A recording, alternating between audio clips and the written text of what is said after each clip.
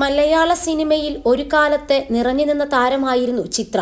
മോഹൻലാലിന്റെ ആട്ടക്കലാശത്തിലൂടെയാണ് സിനിമയിലേക്ക് എത്തുന്നത്. അച്ഛൻ്റെ കാർക്കശ്യത്തെക്കുറിച്ചും സിനിമാ ജീവിതത്തെക്കുറിച്ചും താരം തുറന്നു പറഞ്ഞിട്ടുമുണ്ട്.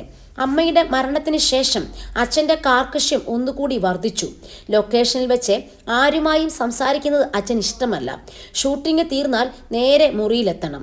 ലൊക്കേഷനിൽ ഇതര നടികളുമായി ഏതൊരു കോണ്ടാക്റ്റും പാടില്ല എന്നതാണ് അച്ഛൻ പറയുന്നത്. അച്ഛൻ്റെ നിബന്ധനകൾ എന്നെ വല്ലാതെ ശ്വാസം മുട്ടിച്ചു. ശരിക്കും തടവറയിലടച്ച രാജകുമാരിയുടെ അവസ്ഥ. അമ്മയില്ലാതെ വളരുന്ന 3 പെൺകുട്ടികളെക്കുറിച്ചുള്ള ഉത്കണ്ഠയായിരിക്കാം അച്ഛനെ അക്കാലവും ഭരിച്ചിരുന്നത്. നടിയായത് തന്നെ അച്ഛൻ്റെയോ അമ്മയുടെയോ ബന്ധുക്കൾക്ക് പിടിച്ചിട്ടില്ല. പിന്നെ പേരുദോഷം കേൾപ്പിച്ചാലുള്ള കാര്യം പറയേണ്ടതില്ലല്ലോ. മാത്രവുമല്ല, അത്യാവശ്യം പേരും പ്രശസ്തിയുമുള്ള എൻ്റെ ജീവിതത്തിൽ എന്തെങ്കിലും പാളിച്ചകൾ സംഭവിച്ചാൽ അത് വലിയ വാർത്തയാകും. അതോടെ ചേച്ചിയുടെയും അനിയത്തിയുടെയും ഭാവി ജീവിതവും അവതാളത്തിലാകും. ഇതെല്ലാം ആയിരിക്കണം അദ്ദേഹം ചിന്തിച്ചിട്ടുണ്ടാവുക. ഒപ്പം അഭിനയിക്കുന്ന സീമ ചേച്ചിയും ഉർവശിയും ശോഭനയും ഉണ്ണിമേരി ചേച്ചിയുമെല്ലാം കമ്പനി അടച്ച് ചീട്ട് കളിക്കുന്നതും ഷോപ്പിങ്ങിന് പോകുന്നതൊക്കെ കാണുമ്പോൾ എനിക്ക് സങ്കടം വർദ്ധിക്കും. സീമ ചേച്ചിക്ക് പക്ഷെ അച്ഛൻ്റെ മനസ്സ് വായിക്കാൻ പറ്റിയിരുന്നു.